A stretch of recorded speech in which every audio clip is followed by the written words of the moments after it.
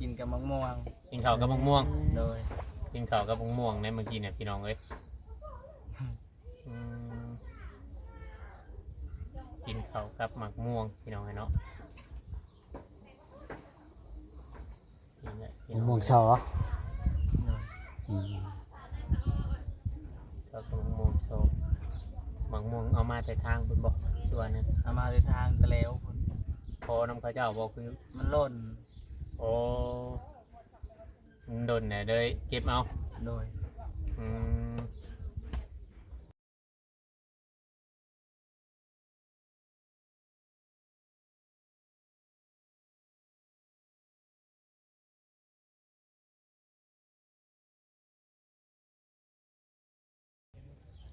สวัสดีและสบายดีพ่อแม่พี่น้อง FC มืดสุขุสุคนพี่น้องเนาะวันนี้ก็มาพบพ่อกับช่องบ่จ่อยหรือว่า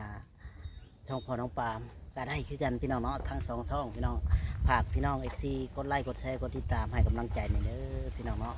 มืดสุขุสุคนวันนี้ก็สิมาหาทางน้องพัดเพิ่นพี่น้องเนาะทางน้องพัดที่ว่าบ่จ่อยเคยมาถ่ายเทื่อนึงอันนี้เป็นเทื่อที่2พี่น้องเนาะก็สิมาเพื่อนมาซานเพิ่นอยู่ที่เมืองจำพรไปได้พี่น้องเอ๋ยเนาะก็อยู่บ้านผากล้วยเพิ่นก็อยู่ในเรือนหลังน้อยๆอีกหลังหนึ่งพี่น้องเนาะก็สิมาถ่ายให้ FC ได้เบิ่งได้ชมจังใดก็ฝากเป็นกำลังใจให้เด้อพี่น้องเนาะฝากกดไลค์กดแชร์ไปบ่เอาหลายใจห่างไปเบิ่งไปชมนุ่งกันเลยพี่น้องทางพี่น้องหลังน้อยๆหลังเนาะไปเบิ่งไปชมนุ่งกันเป็นจังใดพี่น้องเอ้ยวันนี้ก็เดินทางมากับบ่าวเวียงเนาะเพิ่นชวนมาเป็นหมู่พี่น้องเอ้ยทางบ่เจอก็ได้มาน้ำเพิ่นพี่น้องเนาะเดินสารมันเป็นเพิ่นเดือนนี้แหละปาดนี่บ่เฮือนเพิ่นนะพี่น้องเฮือนสารมันเป็นเพิ่นกันนี่หลายคนเป็นถามมาว่าเป็นข้าบ่อยู่คนเดียวบ่อยู่นั่นนี่เฮือนเพิ่นพี่น้องแต่บ่ฮู้ว่าอยู่กลางเฮือนผู้ใดพี่น้อง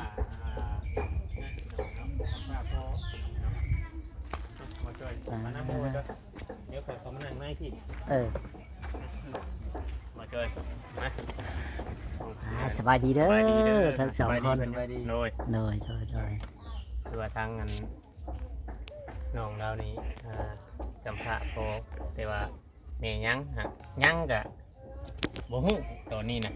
เพราะว่าบ่ฮู้ข่าวเนาะบ่ฮู้ข่าวว่า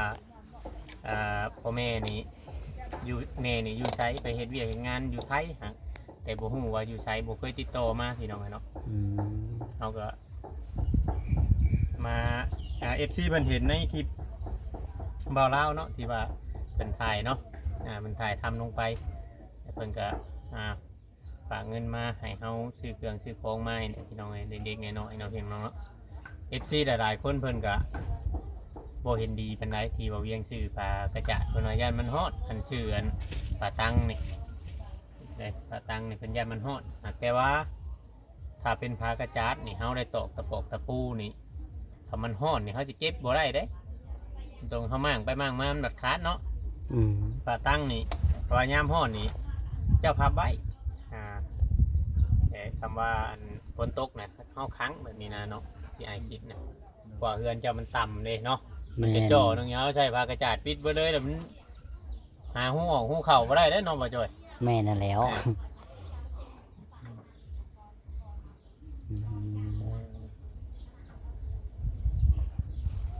ครับยังบ่ได้มีผู้บอกบ่ได้มีมาบอกไปเฮ็ดเวียกอีกบ่มันบ่มีเนาะโดยเพิ่นเอาเข้าให้ชองปองนะเจ้าไปไหว้ใช่เขายังไม่ทันได้เอาบ่โดยมันเอาแล้วเจ้าก็ขึ้นมาไหว้เฮือนนี้โดยมันบ่ได้เหียบ่มาไหว้เฮือนบ่เคยเหียบ่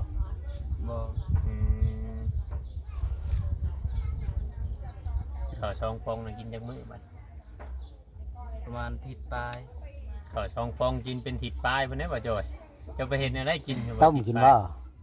หนึ่งเอา1หักแล้วติ๊บแล้วนี่บ่ตัวนี้บ่คือหลายติ๊บแท้ทำนะมึงกินช่องเถื่อได้ฮะกันติ๊บน้อยๆฮะกันกินช่องเถื่อพกลงกับซ้ำนั้นกินกับยังเมื่อกี้เนี่ยกินกับมะม่วงกินข้าวกับมะม่วงโดย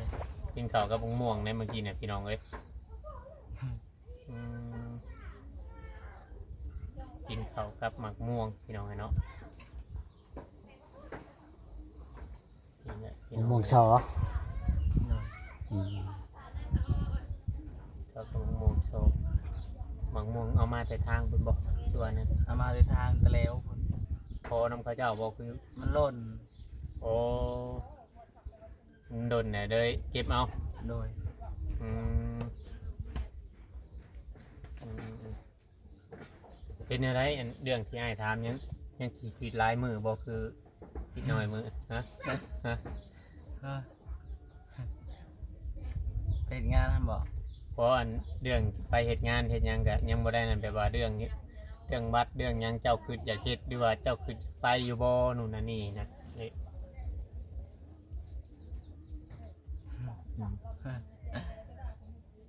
ยังให้ บ่ คำ เค ตอบ ยเนาะบ่ง่ายๆใช่บ่เคยไปแล้วก็ ให้คำตอบบ่ได้ ให้คำตอบบ่ได้แล้วก็ยังกี่โตก็แม่บ่ได้เนาะ โดย คำสิไปก็จักสิไปอยู่น้ำไผแบบนี้บ่ โดย เพราะว่าข่อยถามน้องๆแค่นี้ก็มีแต่ว่าไปเฮ็ดงานอยู่เวียงหั่นน่ะพี่น้องไปเฮ็ดงานนั่นอยู่ฝั่งไทยนี่ยังบ่เคยไปขนาดว่าผู้มีอายุหลายกว่าเราแล้วนะ อืม อืมอืมก็เลยเราเลยยังคิดอยู่ยังให้คำตอบบ่ได้แต่ว่าสมมุติว่าน้องเพิ่นมีพาสปอร์ตเนาะอย่างเนาะไปทำงานอยู่ไทยนี่ก็มันสิเฮาอาจสิมีชีวิตที่ดีขึ้นถ้าว่าเฮาฮู้จักเป็นคนทำมาหากินหรือว่า เป็นคนที่ว่าฮู้จักเฮ็ดเวียกเนาะ อืมเฮ็ดเวียกเฮ็ดงาน เฮ็ดเวียกเฮ็ดงานมันก็อาจจะอันนั้นขึ้นนะพี่เนาะมันแบบเก็บเงินเก็บคำได้นั่นคือเขาอาจจะมาพัฒนาหรือว่าสานต่อเพื่อนสานด้านเป็นบางทีเม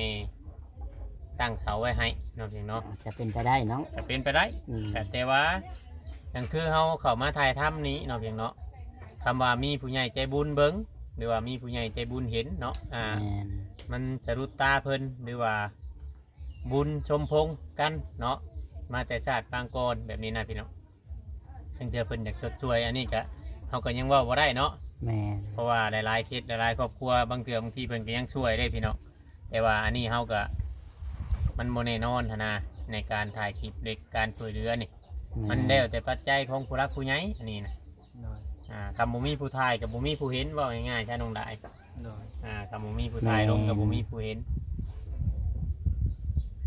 ก็บ่มีคนรู้จักอีกเนาะ แม่น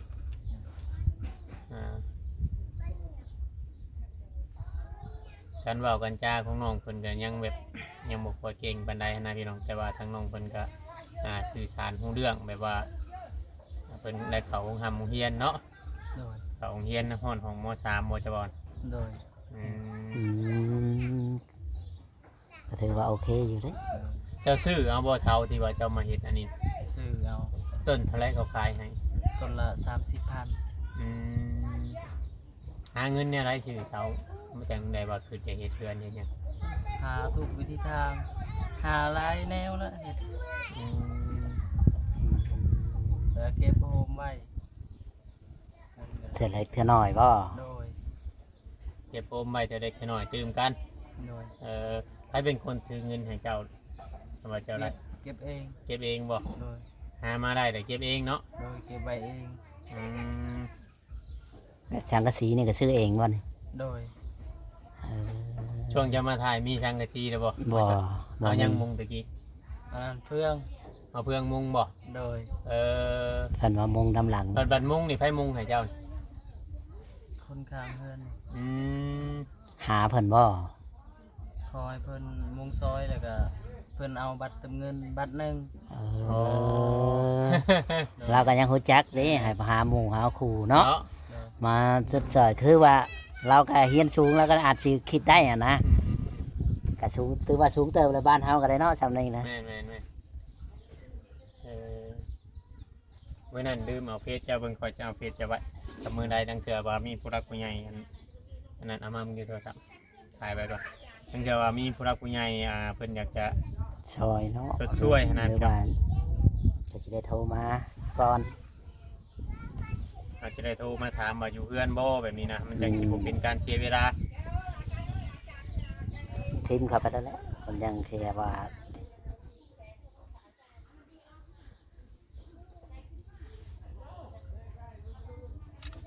คนหาของข่อยรถเนาะ อืม จักหน่อยมันสิ ติดต่อกันว่า บ่ได้เป็เพื่อนกันมัน สิยากอีก ยากอีกเด้ อืมทางน้องพัดเนี่ยก็อยู่แบบนี้เลยเนาะพอดียวกันงงๆเนี่ยกับบดไปลินน้ำหมูอยู่บ่ บ่ ส่วนน้อยเนาะ โดย เออ พวกข่อยไปดินน้ำคนบ่ ไปอยู่บางเทื่อก็ไป มันแล้วแต่จังหวะเนาะ โดย ขันยามเห็นให้เห็นหน้านี่ก็ไปเห็นน้ำเขาอยู่บ่ เฮ็ดโดย ซอยเพิ่นนี่แหละเนาะ โดย เพิ่นให้ก็กินอืมชาวเฮือนนี่เป็นเฮือนแม่เจ้าบ่เห็ด โดย ตั้งแต่อยู่กับพ่อบ่หรือว่าหาเห็ดทำหลังนี่ เฮ็ดตามหลังแล้ว เออให้ทำหลังเป็นดินดอนในของเจ้าได้เองเนาะ โดย อืมแต่ว่าอยู่กว้างไปได้แล้วมันแคบพี่น้องครับ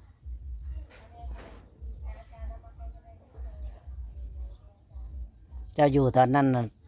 พลโมฮัมหัวบ่ มันห้ำแล้วตอนนั้น เอ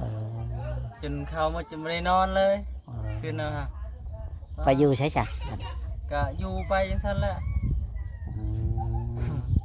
อยู่ไปตามเฮาบ่มีเนาะ โดย ตามมีตามเกิดแม่ว่ากับข้าวกับน้ำเนี่ยเฮ็ดกินเองว่าแต่ละมื้อนี่ เฮ็ดกินเอง เออดังไฟอยู่ตารางเลยเนาะ โดย ได้แล้วก็มาเฮ็ดกินหาขอเคยไปขอกินอยู่บ่ บอก บ่เคยเนาะแต่ว่าหามากะมาเฮ็ดอยู่เฮ็ดกินมันข้าวมันน้ำกินจะได้อันนี้เอามาเฮ็ดหยังมาอยู่นี่ ว่าสิเอาไว้ตอกใส่เฮือนก็เลยบ่ได้เฮ็ดซ้ำมันบ่มีมันบ่ครบตะปู เออหนูมีตะปูแล้วบ่ได้เฮ็ด โดย ใส่ผ้าเลยพี่น้อง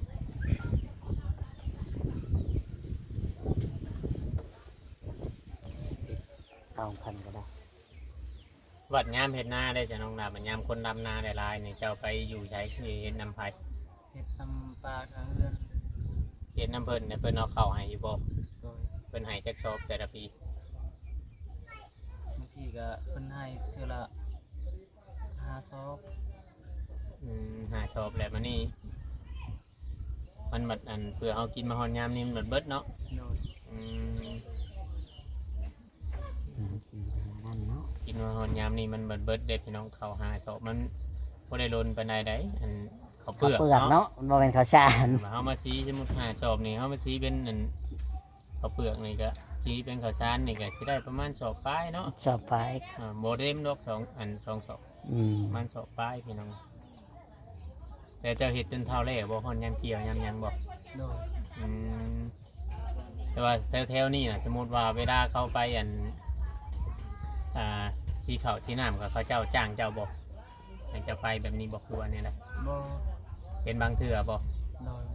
พิ่นบ่ได้จ้างนะเป็นว่าเพิ่นเอาให้เข้าซะ ปัญหาให้เขากิน เอาเขาพอได้เขากินเนาะ โดย อืม ให้ไปสีให้แล้วก็เอาตักเขาให้แบบนี้ อืม พอได้กิน ยังดีเลยครับรถตกรถไทยได้เนาะ ได้หมด พอ ตัว ได้ ใดบ่ได้ก็พอเฮียนได้ อืม ถ้าว่ามีก็ได้ พอได้นะ พอได้เลี้ยงชีวิตเนาะ โดย อืม อืมมันก็มีลมเขาพี่น้องเนาะถ้าว่าเขาแอมเบิดเลยเนี่ยอันนี้เนี่ยคือว่าง่ายๆว่าเป็นย่ามพลใช่น้องมันพัดได้เจ้าจังคังแต่ว่าเขาซื้อมาติดไว้เพื่อนอย่างนี้แหละมันก็ดี มันยังง่ายเนาะ อยู่จำนี้ เมื่อก่อนเราก็ขังคือกันแต่มันขาดหมดแล้ว มันเปื่อยหมดเลย เคยต่างคือกันเนาะ โดย แต่เจ้าขึ้นมาทำบิดบอกคือว่าเอาของเก่าเขาเจ้าบอกคือเจ้าซื้อมาเลย ซื้อมาของมือสอง อ๋อซื้อมือสอง โดย เขาได้ซื้อมือสองน่ะ 50,000 อืม มือช่อง50,000 โดย มือสอง50,000มือสองยัง50,000เนาะ เออ แพ งคือว่าอันนี้เนาะคือว่าแพงอยู่อืมคือว่าอันนั้นพี่น้องเลยเนาะ อืม สิว่านั่นได้ 50,000ซื้อไปพอได้ครั้ง แบบลำไห้ลำนารับจ้างนี่ก็ไปอยู่เนาะ โดย ยามมีเคยหาเงินอันเองนี่หาเงินเก็บแบบว่าอันนั้นนี่เคยได้หลายที่สุดนี่เท่าไรแบบเงิน เคยได้เงินหลาย บางทีก็2-3 แสน4-5 แสนละ บ่ฮอดล้านบ่ บ่ โอ้ จากมื้อน่ะ4-5 แสน มันก็หลายมือเติบแล้ว โฮมกันเนาะ โดย บ่ ห ได้ ลาย ไป มื้อ หา เป็นเดือนพุ่นจ้ะ บ่ได้ไปหาปีนกี่ชงกี่ซีบ่ บ่ อืม มีแต่หาเฮ็ดเวียกรับจ้างไปนะ ทั่วไปเนาะ โดย อ๋อ มีเวียกยามเพิ่นจ้างก็เฮ็ด ไป เบิด จ้างก็เฮ็ดเนาะ โดย โอ้ ว่าเราก็ฮู้จักเฮ็ดจักเฮ็ดฮู้จักหาเนาะเลี้ยงชีวิต แม่นไหม พอเอาตัวให้มันรอดเนาะ เอาตัวเองให้ ให้มันรอด ให้รอดนะ อืม ว่า ให้ ง่ายๆ มันรอดแต่ละมื้อว่า ตัวเองให้รอดแต่ละมื้อเพื่อความอยู่รอดนะฮะเพื่อความอยู่รอดเพราะว่าเฮาบ่มีอันแม่มีพ่อว่าง่ายๆถ้าอยู่อาศัยอยู่นำญาติพี่น้องอืมยังดีแต่ว่ามีดินอยู่เนาะ อืม ยังดีแต่ว่ามีดินอยู่ดินตอนนี้คือว่าเพิ่นแบ่งให้แม่แล้วพี่น้องเนาะถ้าว่าน้องพัดหาเงินหาคำได้หรือว่าอยากจะชานโตอหรือว่าเฮ็ดเฮือนเฮ็ดหยังขึ้นนี่ก็สามารถเฮ็ดได้บ่ได้ว่าหยังเนาะ โดย อืม อืม พี่น้องเนาะสิว่าแน่ได้ในชีวิตการเป็นอยู่เฮาก็อยากให้อันFC ช่วยอยู่มันก็คลิปมันก็บ่ขึ้นสูงนะการขึ้นฟีดมันบ่ขึ้นสูงเนาะ แม่นเลยคนมองบ่เห็น มันอาจจะมีผู้รักผู้ใหญ่มองบ่เห็นนะพี่น้อง อืม เขาโลกโซเชียลมันก็มันต่างกันเลยบางคลิปบาง FC เพิ่นว่าบ่อยากให้ถ่ายกระแสดราม่านู่นนั่นนี่นะแต่ว่ามันแบบเฮามาแยกออกมาถ่ายอีกแบบนี้นะมันบ่มีคนเห็นเลยในช่องของเฮานะจักมันเป็นอะไรเนาะบ่จด แม่นมีคนเบิ่งว่าซั่นซะ มัน เบิ่งน้อย คนข้างน้อยแฮ อื ง ม พี่น้อง น้อย เนาะ น้อยหลาย ยอดวิวคนข้างน้อยแฮงเฮาแฮงอยากให้มีผู้รักผู้ใหญ่ช่วยคนที่ว่า ลำบากเนาะ ลำบากกำลังแบบว่าขาดโอกาสนะ อื พี่น้อง มให้มีโอกาส ให้มีโอกาสขึ้นมาตั้งแต่พอไล่ลืมปากปากไล่เนาะ อืม ถ้าว่ามีคนอยากเอาไปเฮ็ดเวียกเฮ็ดงานอยู่ลาวเลยเอาลองตามไปแบบนี้บ้าน ไปได้อยู่บ่ ไกลบ่ ไว้อยู่แถวๆสวรรค์เท่านี้ได้เนาะ อืม บางทีก็ไปละ บางทีก็ไป โดย อืม เพราะว่าบ่ง่ายๆคำใกล้นี่ยังใจยังแบบบ่เคยไปใกล้เลยยังบ่ค่อยคิดในเรื่องไปไกลเนาะ โดย อืม ตัวคนเดียวเราก็จะบ่กล้าเนาะ ก็ง่ายๆว่าคนยังบ่เคยไปเลยพี่น้องมันต้องใช้เวลามันก็อันนั้นเพราะว่าเฮาก็มีแต่ว่าต่อไปคนเฮานี่ มันต้องดิ้นรนไปเมื่อหน้าน้องพัดเลย แม่น ถ้าเราฮู้จักทำมาหากินหรือว่านับมือต่อไปนี่เฮายังสิได้ลูกได้เมียเอาเนาะในอนาคตเฮายังสิสร้างครอบสร้างครัวหรือว่าเฮายังสิเป็นเทือนเป็นชานนี่บางเทื่อบางทีเฮาสิบ่ได้อยู่ในจุดนี้ได้บางเทื่อเจ้าไปเอาเมียทางไกลไปเอาเมียอยู่บ้านอื่น เจ้าก็ต้องได้ไปอยู่แล้วต้องได้ไปจากบ้านเนาะ บ้านจากเมืองอยู่แล้วเนาะมันบ่ได้อยู่แบบจุดเก่านะว่าง่ายๆมีแต่ว่าขอให้เฮานี่พัฒนาตัวเองได้ก็บ่ให้ยุ่งเกี่ยวกับยาเสพติดเนาะ อืม เพราะว่าผู้รักผู้ใหญ่นี่เพิ่นเบิ่งบางเทื่อบางที1 ใน 100หรือว่า1 ใน 1,000นี่เพิ่นเบิ่งเพิ่นบ่อยากเชื่อในการเวลาที่อันน้อยนิดเนาะ แม่น เพิ่นก็เบิ่งไปเรื่อยๆบางคนน่ะเพิ่นช่วยไปแล้วไปติดงอมแงมไปติดสิ่งที่มันบ่ดีหั้นนะเพิ่นก็เลยบ่อยากให้เฮ็ดหั้นนะเด้อคำแนวอะไรมันบ่ดีหรือว่าสิ่งเสพติดน่ะบ่อยากให้เข้าใกล้ปานใด แม่น เนาะ พอห่างไกลๆก็ห่างไปรถ เพื่อชีวิตของเฮาหั่นแหละ แม่น เพื่อชีวิตข้าวหนาต่อไป ทุกเพิ่นเข้ามานี่ก็เพิ่นบังดีทุกคนนั่นแหละพี่น้องเอ้ยเนาะผู้หลักผู้ใหญ่เพิ่นฝากมาบอกเฮาก็สิได้ฝากเติมอีก เฮาก็ได้พักพังน้องเพิ่นเนาะ แหม่คือว่ามามื้อนี้ก็มีเงินของอันทางพี่สุภาพรอยู่ทางโคราชพี่น้องเอ้ยเนาะเพิ่นฝากเงินมาให้ทางอันน้องพัดพี่น้องเอ้ยเนาะเป็นอันไทยน่ะ400พี่น้องเอ้ยเนาะแต่เฮาเลขเป็นเงินกี่260,000พี่น้องเอ้ยเนาะเลขเป็นเงินกี่เพราะว่าเงินผ่านบัญชีเพิ่นนี่เพิ่นก็หักไปนํอยู่แล้วพี่น้อง แมนแมนแม เดี๋ย น วเพิ่นสิเอาเงินให้ก่อน เอาเงินให้พี่น้องเพิ่นซื้อหยังนั้น แม่นให้ไปซื้อข้าวนะบ่อันนั้น บ่ให้ซื้ออย่างอื่นเนาะ แม่น150 260,000 เอาไปซื้อข้าวกิน โดย กินตัวเองอ่ะแล้วบ่มี ไปซื้อข้าวนะ เพราะว่าเฮาบ่ได้ซื้อมาเด้ใบ10,000มีบ่บ่จอยเงิน10,000นำจะค่อยสิเอาให้260,000พี่น้องเอ้ยเนาะ นี่บ่ว่าจัดการ เพราะว่า บ่มีเดี๋ยวเพิ่นกันแต่คือบ่เห็นบ่มีแล้วก็ บ่มี บ่มีแล้ว แต่ก็บ่มีกันเด้ บ่มี เนาะเงินน้อยนำ มีแต่ใบชาวพันธุ์ เพิ่นสินับเงินน้อยใช่ใบกล้วยก็เอาแล้วว่าใบกล้วย มันบ่มี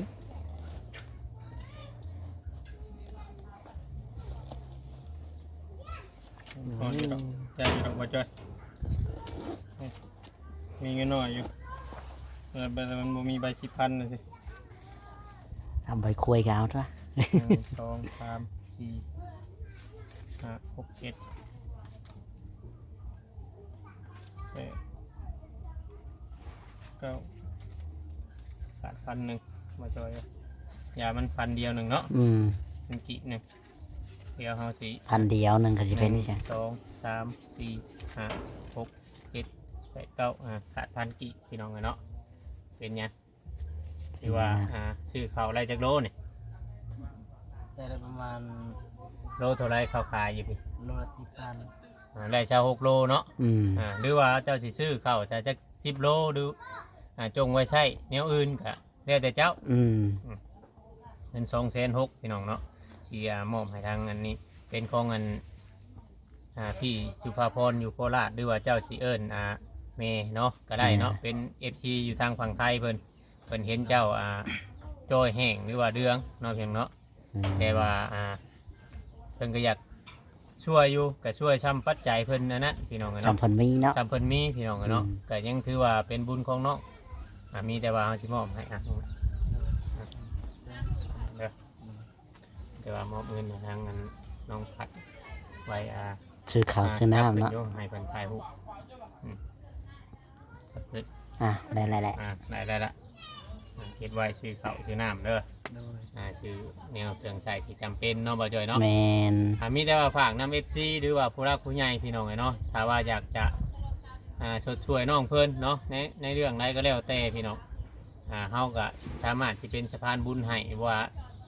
ช่องทางใดก็แล้วแต่เนาะที่ว่าเป็นบ่จ่อยหรือว่าทีมงานของเฮาหรือว่าเวียงเองเนาะพี่น้องหลายๆคนที่ว่าเป็นยูทูบเบอร์ว่าง่ายๆครับพี่น้องติดต่อเขามีช่องทางการติดต่อทุกคลิปพี่น้องเนาะ แมน ในต้นคลิปพี่น้องเนาะโดนเติบโตบ่จ่อย เกือบครึ่งชั่วโมง ก็สิประมาณนี้ได้จ้ะเด้อน้องหลาเด้อ โดย เดี๋ยวเฮาสิได้ให้ก็สิได้ขอโตวก่อนทางใดก็อยู่ดีมีแห้งเด้อขอบคุณทางผู้รักผู้ใหญ่เพิ่นซะทางแม่สุภาพร ทางแม่สุภาพร ขอให้อยู่ดีมีแห้ง ขอให้อยู่ดีมีแห้ง เป็นงานการหยังก็ขอให้เจริญรุ่งเรืองเด้อ เป็นงานการหยังกะขอให้เจริญรุ่งเรืองเด้อ สิ่งที่ว่าให้ลูกมาในมื้อนี้ก็ขอให้กลับคืนเป็นร้อยเท่าพันเท่า สิ่งที่ว่าให้ลูกมามื้อนี้ก็ขอให้ได้กลับเป็นร้อยเท่าพันเท่า สาธุเนาะ สาธุ พี่น้องเนาะก็ขอบคุณทางพี่สุภาพรอยู่ทางโคราชเด้อเนาะที่ว่าให้มาเวียงเป็นสะพานบุญเอานำเงินจำนวน400 บาทพี่น้องมาให้ทางงาน น้องพัดน้องเนาะพอได้ชื่อเขาเพิ่นว่าเนาะจริงๆกับเพิ่นอยากให้เฮาซื้อมานะมีแต่ว่าเฮาก็มาพี่แล้วก็ถือเครื่องถือหยังมาเนี่ยก็เลยให้น้องเพิ่นซื้อเองพี่น้องเพราะว่าแถวนี้เขาก็มีขายอยู่พี่น้องเนาะ แม่ โลหนึ่ง10,000น้องเพิ่นว่านะพี่น้องก็ประมาณนี้แหละพี่น้องเอ้ยอยู่ดีมีแห้งเนาะขอมุกขอบใจ FC กดไลค์กดแชร์พี่น้องเอ้ยสบายดี สวัสดี นี่แหละพี่น้องทางเรือนน้องพัดพี่น้องเนาะจังไดค่ะฝาก FC เป็นกำลังใจให้เด้อพี่น้องฝากกดไลค์กดแชร์กดติดตามเป็นกำลังใจเนาะสวัสดีและสบายดีเนาะ